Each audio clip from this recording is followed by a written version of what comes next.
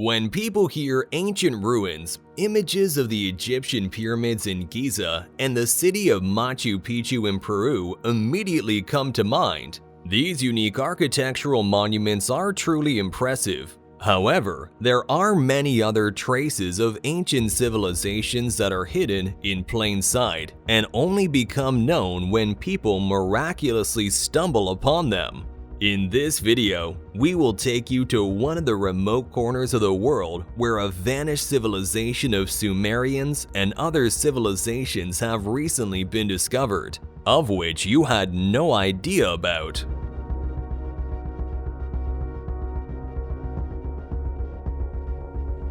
Have you ever heard of the ancient civilization of Petra? The prehistoric Jordanian city of Petra, carved right into the mighty rocks of red, white, and pink sandstone, was hidden from the Western world for hundreds of years. Petra, located amidst the rugged desert canyons and mountains in the southwest part of the Hashemite Kingdom of Jordan, was a thriving trading center and the capital of the Nabataean Empire from 400 BC to 106 AD. Surprisingly, however, there are other similar cities with stunning structures that no one talks about. These cities are hundreds of kilometers apart, but there are many reasons to believe that they were built by the same ancient masters. How is this possible? Before the Nabataeans were conquered and absorbed by the Roman Empire, they ruled an extensive territory in the Middle East, stretching from modern-day Israel and Jordan to the northern parts of the Arabian Peninsula. In this region, you can still find the remnants of their innovative systems of water collection, storage, and transportation. According to archaeologist Zaydun al-Muhaisin of Yarmouk University in Jordan, the Nabataeans lived in Petra at least from 312 BC. While tourists are already impressed by what they see in these places, it is worth mentioning that some of the mysteries of this ancient site still lie beneath the surface. Petra has been explored only 15%. The vast majority, 85%, is still underground and unexplored. The significance of this city in international trade began to decline after Rome officially took it over in 106 AD. The city continued to deteriorate, exacerbated by earthquakes and the growing importance of sea trade routes, and by the time of the Byzantine Empire rule, around 700 AD, Petra had reached its decline. Today, visitors can see the diversity of Nabataean and Greco-Roman architectural style in the city's tombs, many of which have been looted by thieves, and treasures, as a result, have been lost. But if these tourists want to see structures reminiscent of Petra, they need to go to the Iraqi city of Mosul, where scientists have recently discovered an entire kingdom buried underwater. This discovery is actually an example of every cloud has a silver lining. The city was discovered after the country experienced a severe drought. It allowed a group of Kurdish and German archaeologists to briefly resume excavations of the ancient city, which had previously been submerged in the water of the Mosul Dam Reservoir in Commune. They were stunned to discover the ruins of an extensive urban complex, including a palace and several large buildings. To gain access to the site, Hassan Ahmed Qasim, the director of the Kurdistan Archaeology Organization, German archaeologist and associate professor Ivana Pulis from the University of Freiburg, and Professor Peter Falsner from the University of Tübingen quickly organized joint excavations in cooperation with the Department of Antiquities in Dohuk. They assembled a team in just 2 days and were on site within 2 weeks. They worked tirelessly in all weather conditions, whether it was snow, rain, fog, hail, or storms. The excavations were carried out against the clock. They did not know when the water level would start to rise again. The researchers were able to reconstruct the city plan in a relatively short period of time. In addition to the palace, which had already been discovered during the previous brief campaign, several large buildings were found in the expanded urban complex, including a massive fortification with a wall and towers, a monumental multi-story warehouse building, and an industrial complex. The massive warehouse building is of particular importance as it must have stored a huge amount of goods brought in from the surrounding area. Mitanni was one of the Indo-Iranian kingdoms and small states in Mesopotamia and Syria. It long struggled with Egypt for control of modern-day Syria, eventually establishing friendly relations with the southern kingdom. King Shastadhar, who ruled in Mitanni from 1500 to 1450 BC, is considered the most outstanding ruler. The kingdom of Mitanni ceased to exist under King Tashrata, during whose reign the Hittites destroyed the capital city of Washukani. Tashrata was killed in 1360. After joining the Hittite kingdom under the new name of Haningalbat, the territory of Mitanni was captured by the Assyrians, who turned it into a province of their empire. The team of German and Kurdish scientists was particularly surprised that the walls of the discovered buildings were well preserved and in some places reached several meters in height, despite the fact that the city was underwater for over 40 years. The researchers explained that in ancient times, the city was destroyed by an earthquake, which brought down the upper parts of the walls, burying the lower parts of the buildings. The excavation results show that this site was an important center in the Mitanni Empire. Archaeologists also discovered rare red and blue wall paintings here. Although only a few surviving samples were found, the team believes they were a common occurrence in palaces of the time. Interestingly, Kemune is only the second object in the region where wall paintings from the Mitanni period have been discovered. In addition to the discovery of buildings, archaeologists made another important find. They discovered 5 ceramic vessels containing over 100 Sumerian, Akkadian cuneiform tablets dating back to the Middle Assyrian period, shortly after the city was destroyed by an earthquake. According to the press release, some of the clay tablets, possibly letters, still remained in their clay envelopes. Clay envelopes, similar to modern paper envelopes, were used to package cuneiform tablets in the 2nd millennium BC. Based on the archaeological context, researchers believe that the cuneiform text belonged to a private Middle Assyrian archive. However, further research is needed before drawing any conclusions. Scientists hope that this discovery will help obtain important information about the cessation of the Mitanni city's existence and the beginning of Assyrian rule in this area, which is little known. The fact that cuneiform tablets made of unburned clay have survived for so many decades is simply amazing. As part of heritage conservation measures funded by the Gerda Henkel Foundation, the underwater buildings of the city were covered with dense plastic and gravel to prevent further damage to the ruins, which are now completely submerged again. All other items hidden in the ruins will be discovered later when the water level drops low enough due to another drought. Another site that bears even more striking resemblance to the city of Petra is the ancient city of Hegra in Saudi Arabia. But there is another reason why scientists are eagerly watching this lost city. In the desert, covered with shrubs, north of the oasis of Al-Ula in Saudi Arabia, among rocks and giant boulders the size of buildings, lies the amazing city of Hegra. Adorned with intricate carvings, with pediments and columns in ancient style.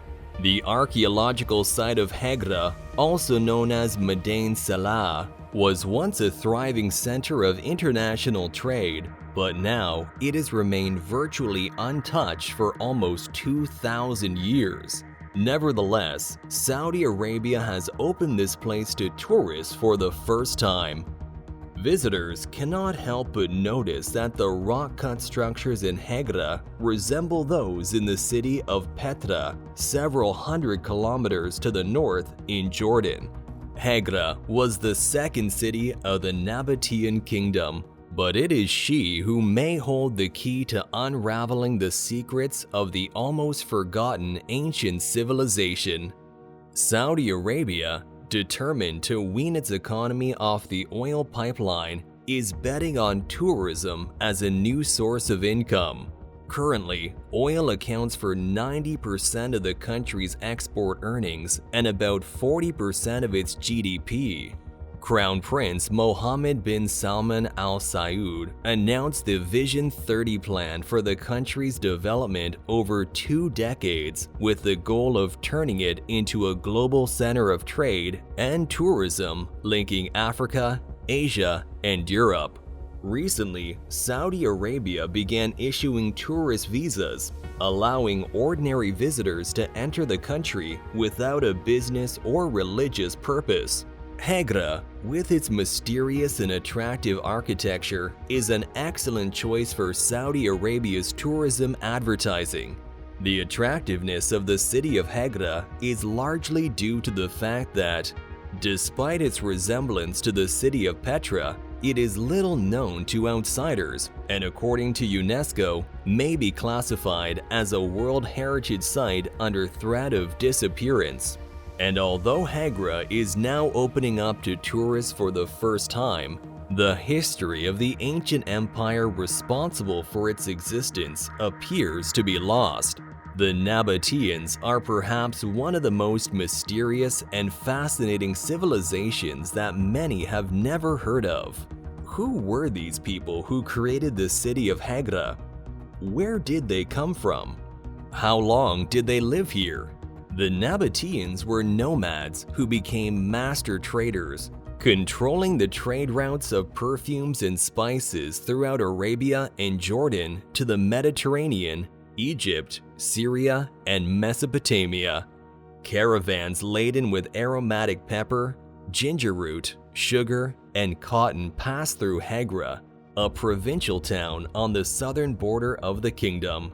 The Nabataeans also became suppliers of aromatic substances such as frankincense and myrrh, which were highly valued in religious ceremonies. During the period from the 4th century BCE to the 1st century CE, when the expanding Roman Empire annexed and absorbed their vast territory, including modern-day Jordan, the Sinai Peninsula of Egypt, and parts of Saudi Arabia, Israel, and Syria, Nabataean individuality gradually disappeared. Forgotten by the West for many centuries, Petra was rediscovered by Swiss explorer Johann Ludwig Burckhardt in 1812. But perhaps most Westerners saw the city of Petra for the first time only a century and a half later, when the movie Indiana Jones and the Last Crusade was released in 1989. The difficulty in studying the Nabataeans is that they left very little factual evidence of their own history. Given Petra's current popularity, it is hard to believe that we know so little about its creators. Most of what we do know about the Nabataeans comes from documents written by foreigners, such as ancient Greeks, Romans, and Egyptians. We also know so little about them because there are no books or other sources written by them that would tell us how the representatives of this civilization lived, died, and worshipped their gods. We have only some external sources. In other words, the Nabataeans told us about themselves, but they did not leave behind big mythological texts like Mesopotamia did with Gilgamesh. Like Petra, Hegra is a city known as a necropolis, meaning that most of the remaining structures we can see here today are tombs, and much of the architectural heritage of the city, waiting to be excavated, is already lost, literally buried in the sands of time. However, Hegra is one of the few places where the words of the Nabataeans have been preserved. They can be found in inscriptions above the entrances to some tombs. But despite their relative obscurity, the Nabataeans were pioneers in the fields of architecture and hydraulics, able to use the harsh conditions of the desert to their advantage. They collected rainwater from the mountains and stored it in underground systems.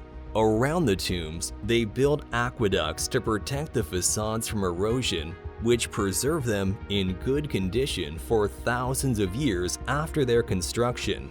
These people were creative, innovative, inventive, and entrepreneurial, says one researcher who has been studying the Nabataeans since he discovered some of their pottery at a dig in Jordan in 1980. It absolutely blew me away, he shares. In Hegra, there are 111 meticulously carved tombs, much less than the more than 600 in Petra, the capital of the Nabataeans. On the other hand, the tombs in Hegra are often in better condition, allowing visitors to get a closer look at the forgotten civilization.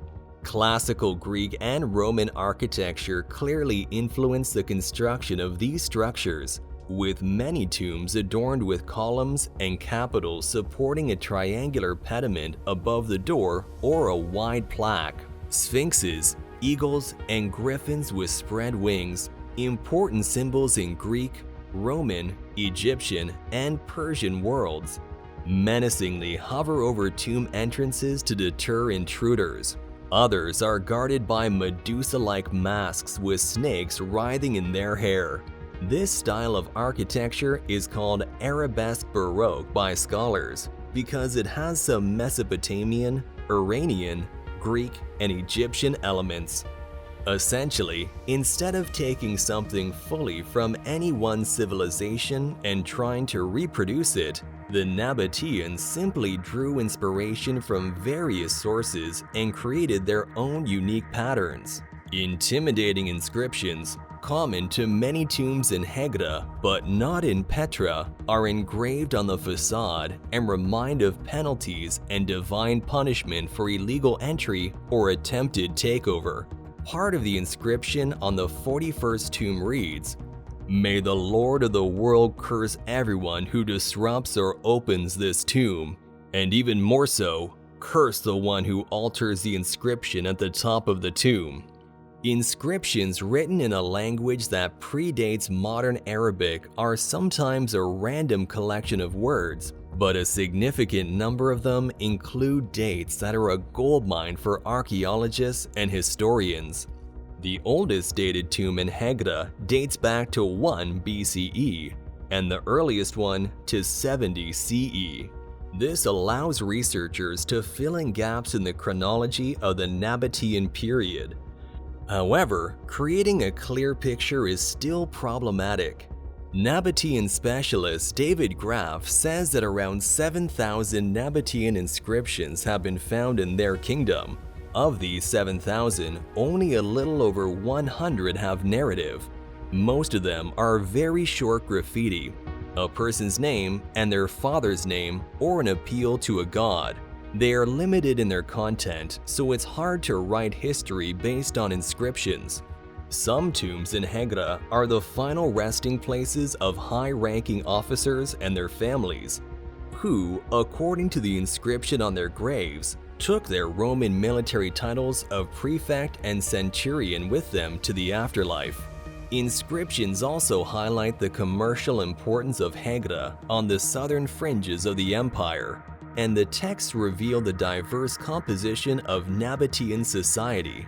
I contend that the word Nabataeans is not an ethnic term, says Graff. Rather, it's a political term. It means people who controlled a kingdom, a dynasty, and in the Nabataean kingdom, there are different people. They're Lagratites, Moabites, Syrians, Jews, different people. The history of many of these tombs is unknown. The monolithic tomb of Lian, son of Kuza, standing about 22 meters high, is the largest tomb in the city of Hegra, due to its remote location compared to other tombs. It is also known as Qasr al-Farid, which translates from English as Lonely Castle. The lower third remained unfinished with rough, uneven traces of chiseling. Several tombs were abandoned midway through construction for unknown reasons. The abandoned Tomb 46 demonstrates how the Nabataeans built from the top down, with only the stepped crown visible above the raw slope of the rock. Both the Tomb of Lian, son of Giza, and Tomb 46 have short inscriptions that identify them as belonging to specific families. However, a new chapter in the history of Hegra is just beginning, as travelers have gained free access to the site for the first time. Previously, less than 5,000 Saudis visited Hegra each year, and foreign tourists needed a special government permit, which was granted to only about 1,000 people annually.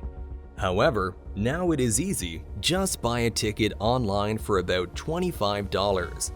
Nevertheless, a trip to Hegra only scratches the surface of the archaeological riches of Al-Ula. Other nearby heritage sites, including the ancient city of Dedan, the capital of the Dedantic and Leonite kingdoms, and Jebel Ikma, a canyon with ancient rock inscriptions, are now open to visitors. Thus, Al-Ula, an old city with a labyrinth of mud brick structures that has long been abandoned, is now a cultural heritage site and awaits tourists. By 2035, Al-Ula hopes to attract 2 million local and international tourists annually. The Al-Ula Airport, located about 56 kilometers from Hegra, opened in 2011 but is already undergoing major reconstruction as a part of preparations for the influx of visitors. Its annual capacity needs to be quadrupled. Additionally, French architect Jean Nouvel, a recipient of the Pritzker Prize, is designing a luxurious cliffside hotel inspired by the Nabataean work in Hegra, which is scheduled to open in 2024. Therefore, tourists will be able to stay there if they wish. Scientists believe that the Nabataeans regarded their tombs as eternal homes. Now their spirits are being revived as the stories of the Nabataeans are told as part of a project to transform the city of Al-Ula into an open-air museum. Although the Nabataeans left few records, their words are most prominent in Hegra.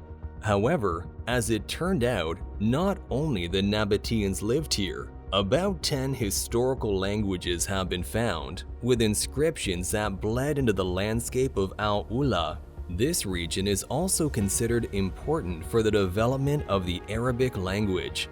There is something in Al-Ula that inspired civilizations to leave their mark.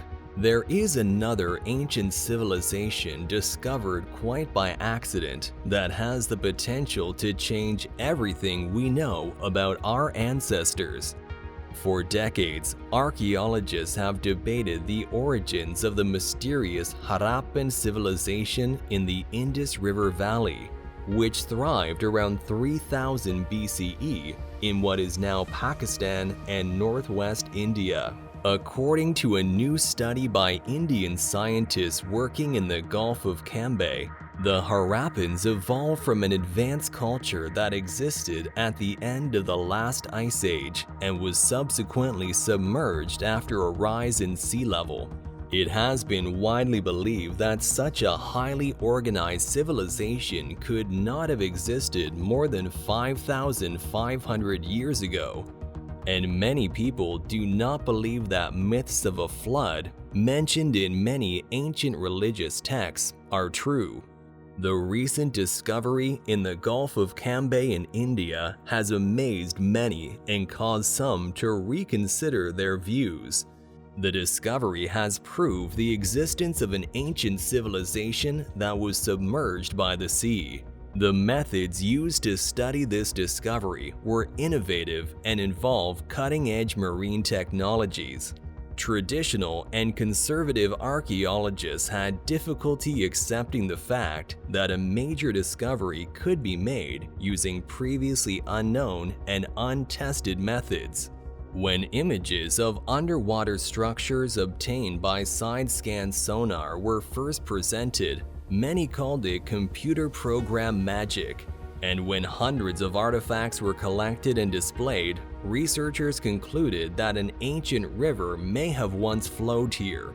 This discovery unequivocally confirmed the possibility that ancient civilizations were submerged due to sea level rise after the last ice age. The oldest known civilization of city-states is believed to have existed in Mesopotamia about 5,500 years ago. An extensive, previously unexplored ancient civilization was located in the northwest part of India, bordering Pakistan and Afghanistan. This is the famous Harappan civilization, which existed between 5,300 and 2,800 BCE. It includes such major ruins as Mohenjo-Daro, Harappa, as well as villages, craft centers, encampments, river stations, fortifications, and points. To the surprise of archaeologists, the cities had straight streets, drainage and sanitation systems, and excellent water supply systems, including dams for water storage.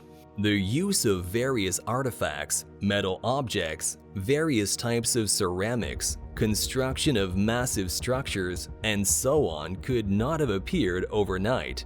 Thus, there is clearly a missing link between ancient hunter-gatherers and the Harappan civilization. In India, there were many cultures of the Paleolithic, Mesolithic, and Neolithic periods of the Stone Age. However, none of them have even a vague resemblance to the Harappan civilization.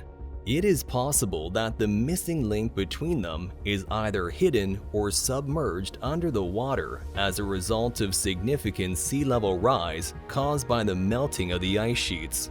It is well known that during the last glacial period, or the last glacial maximum, seas around the world receded, and sea level about 18,000 years ago was approximately 130 meters lower than it is today. Therefore, it makes sense to search for such submerged civilizations near the modern coastal areas of India. The National Institute of Ocean Technology, established by the Indian government for various purposes, has conducted several marine surveys along the coast of India. During the study of the geological environment in Gujarat and the Gulf of Cambay, they discovered riverbeds in the sea. It was believed that they're the continuation of the present-day major rivers of this region. Among them, a series of square and rectangular elements arranged geometrically stood out, which is unusual for the marine environment. Such characteristics are unlikely to be the result of natural marine geological processes. This led researchers to think that there was human involvement here. The authors continued their research, and in the center of the Cambay area, at a depth of 20 to 40 meters, approximately 20 kilometers from the modern coastline, a pair of channels of old rivers were discovered. Scientists use a hydrolocator, which creates an image of the seabed using sound waves. Solid areas reflect more energy and are represented by darker shades, while soft areas do not reflect as much energy and are represented by lighter shades. Initially, two large river channels were identified. One of them is 9.2 kilometers long and the other is 9 kilometers long. When samples were taken, it was found that just below a thin layer of marine deposits, there was a river alluvium and gravel, typical of terrestrial river deposits, behind which typical river conglomerates followed at depth. Such evidence confirmed that the now submerged territory was once dry land through which rivers flowed. They were flooded by various factors and now lie underwater. Hydrolocational images reveal geometric formations in a 9-kilometer channel in the sea about 20 kilometers west of the Hazira River coastal zone. At depths of 20 to 40 meters on either side of the channel, basement formations were observed in the form of a grid. They resemble a city with a clear layout, including buildings and streets. Another 9.2-kilometer channel was discovered off the coast of Saurashtra. Similar features are observed here. Geometric formations were discovered on both sides of the channel. Their sizes are 5 by 4 meters on the eastern side and 16 by 15 meters on the western side. Dwellings are arranged in a strict grid pattern, indicating the ancient people had a good understanding of urban planning.